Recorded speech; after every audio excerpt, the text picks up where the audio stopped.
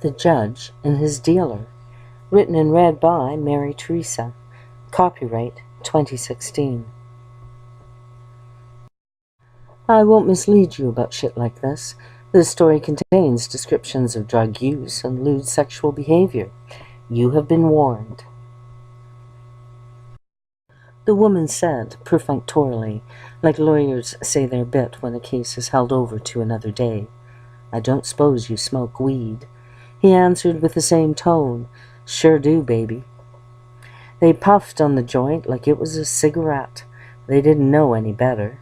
He said, and the thought of it got him a-tremblin', Don't suppose you want to do some lines? You know I do, baby, the woman responded. Once this room had been regal, and the entertainment of an entirely different sort. The man and the woman called this their country retreat. If any of their colleagues heard the four-letter word embedded, they put it down to a strange accent. I know I did. The room was bereft of its former glory, sold off or traded in bits as their habit ate into their dual incomes. What remained was of a more recent vintage, and for entertainment of a completely different sort.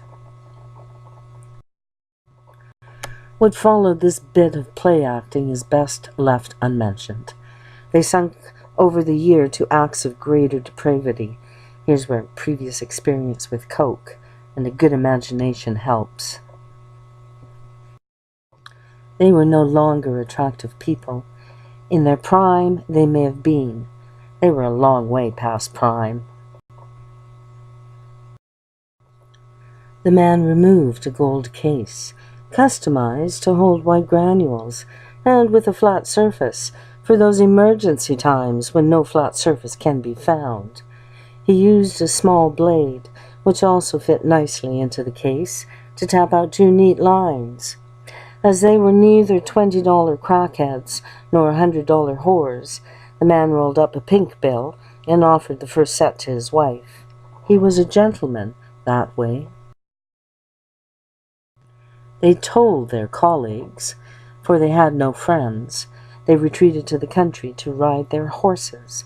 They'd sold those horses, 3 fine Arabians, half a year earlier, for £1 of the heavenly stuff. They'd shown considerable restraint, for this was the last of it. Monday morning came, as it is wont to do once a week, and the man became peevish. He didn't think this was because the pound was gone. He could always get more.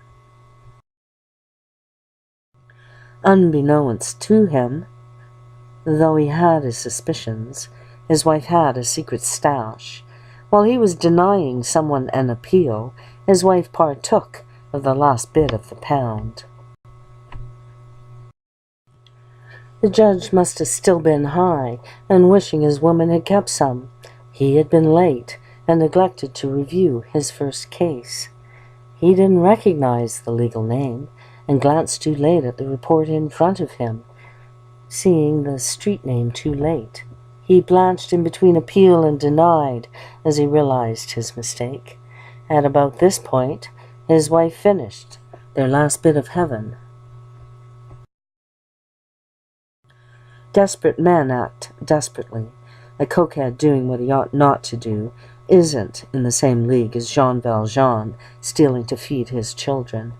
I can't say I got much sympathy for what happens next. The judge made errors in his bribe-taking, and as I had nothing better to do in prison, having had my appeal denied, I set about to arranging witnesses to his ways. Took a bit of doing, for I did not have free access to my men.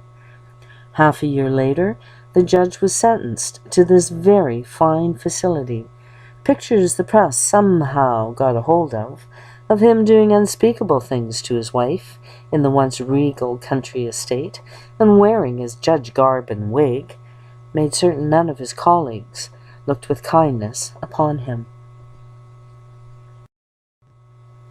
Judge is doing poorly these days, always huddled up against the wall, protecting his backside. Lots of front to do damage to, and that's what'll happen in 8 months and 6 days. Judge is on a death sentence. He just don't know it yet.